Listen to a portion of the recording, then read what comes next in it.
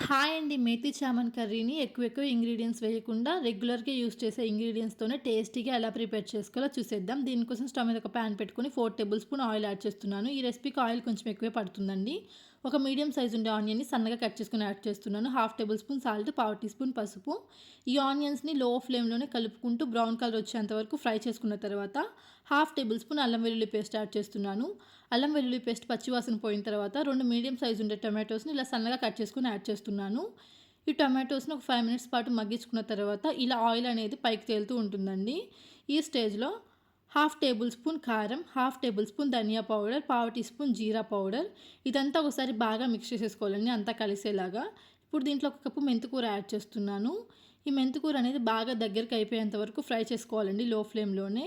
ఇప్పుడు దీంట్లో ఒక కప్పు వాటర్ యాడ్ చేస్తున్నాను. ఇదంతా ఒకసారి బాగా మిక్స్ చేసేసుకొని మూత పెట్టేసుకొని 7, 8 నిమిషాల పాటు కుక్ చేసుకోవాలి. 7 మినిట్స్ తర్వాత ఇలా ఆయిల్ అనేది పైకి తేలుతుందండి. ఇదంతా ఒకసారి బాగా మిక్స్ చేసేసుకొని 200 గ్రామ్స్ ఫ్రెష్ పన్నీర్ యాడ్ చేస్తున్నాను. ఇదంతా ఒకసారి బాగా మిక్స్ చేసేసుకొని లో ఫ్లేమ్‌లోనే మూత పెట్టేసుకొని 2 మినిట్స్ పాటు కుక్ చేసుకోవాలి. 2 మినిట్స్ తర్వాత ఒకసారి బాగా మిక్స్ చేసుకోవాలి. టేస్ట్ చూసుకొని సాల్ట్ సరిపోకపోతే ఈ స్టేజ్‌లో సాల్ట్ అడ్జస్ట్ చేసుకోవాలి. ఒకసారి బాగా మిక్స్ చేసేసుకొని స్టవ్ ఆపేసుకొని సర్వింగ్ బౌల్‌లోకి సర్వ్ చేసుకోవటమే. అంతే అండి. ఎంతో టేస్టీగా ఉండే మేథి చామన్ కర్రీ రెడీ అయిపోయింది.